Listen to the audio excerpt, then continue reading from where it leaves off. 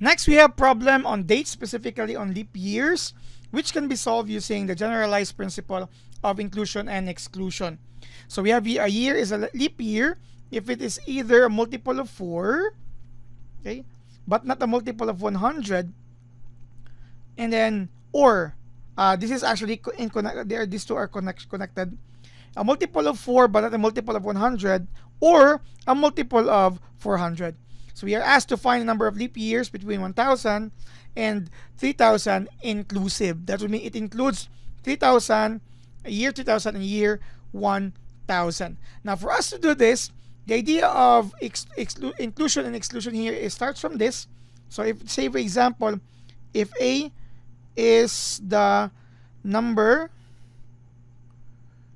of years, okay, number of years divisible or multiple, you have the same thing, divisible by 4, okay, and then we have here B is the number of years divisible by 100.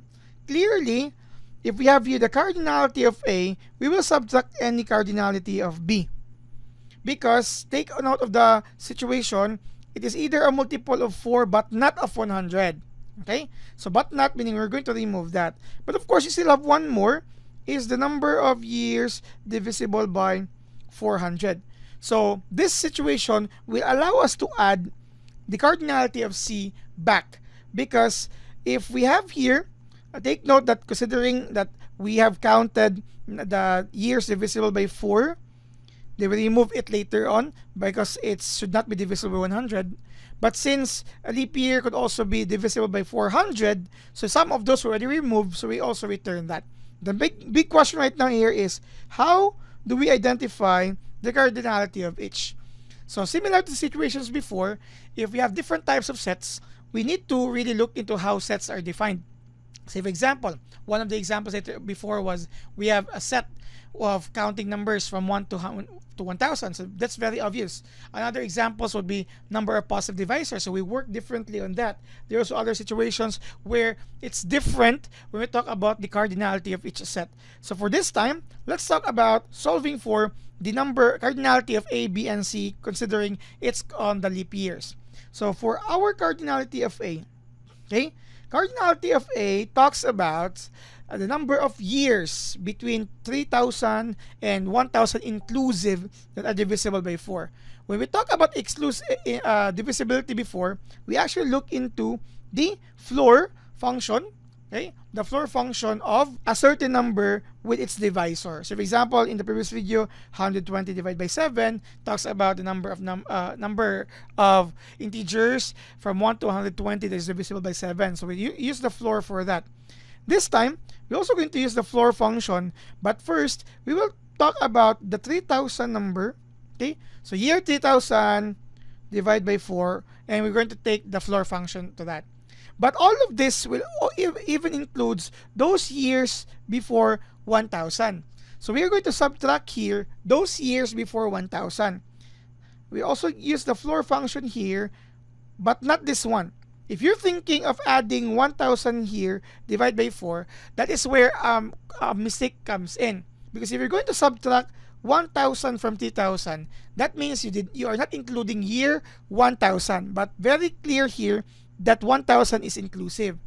In order for us to include that, we will not be using 1000 here, but rather we're going to use here 999, because that would mean that 1000 is included. Okay, just like for example, I'm going to look at, say for example, you are asked about the number of 13 to 25 inclusive. That would mean if you cannot just simply take the number of this by example, this is 2, okay, 30 to 25, by subtracting 25 by 13, we will get here 12. Because if you're going to do that, you're going to count it manually from 13, 14, 15, 16, 17, 18, 19, 20, 21, 22, 23, 24, 25. 13, right? But it's not 12. That is because you remove 13 from that. But in the first place, 13 should be inclusive. That means we're going to change this. If we would like to know the number of integers from 13 to 25 inclusive, we will be subtracting 12 to get 13. Similarly here, it's 999. Okay? So we're going to use that. The next question here, why is it that we cannot use 3,000 minus 999 before getting the floor? That is because it's very important to note that the leap year is for divisibility by 4.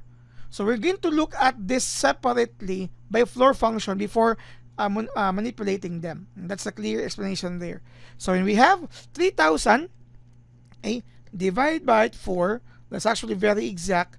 That's actually 750 minus, here comes 999, divided by 4. So you'll be using the floor function, you have 249.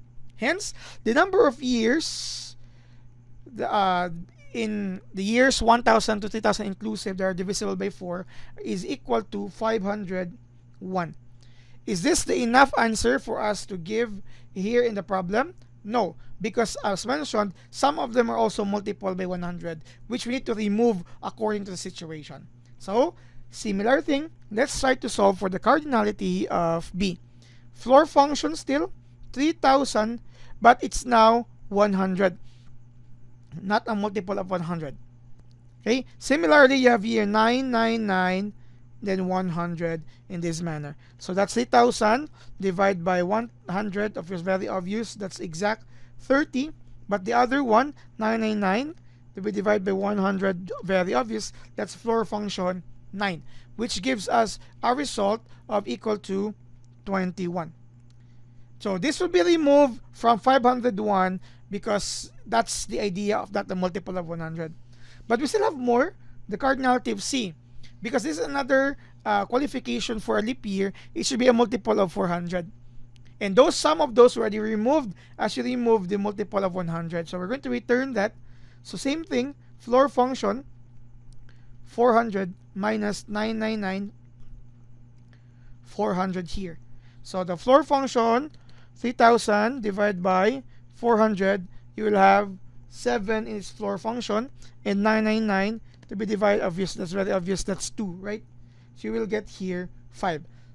Now all of this, we're using already exclusion perspective, but we have to deal with the final answer here for the number of leap years, 51,000 and 3,000, using this criteria. So as mentioned, we will include those divisible by 4, inclusive 1,000 and 3,000, exclude divisible by 100, inclusive 1,000 to 3,000, and another include those with multiple of 400, okay, inclusive 1,000 to 3,000.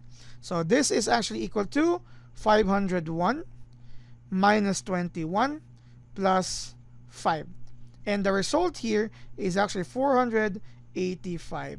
That would mean there are 485 leap years inclusive in the range of 1,000 to 3,000, considering this criteria for a leap year. So if you have situations like this, compare it to the previous ones. As mentioned, it depends now on how you will define your sets.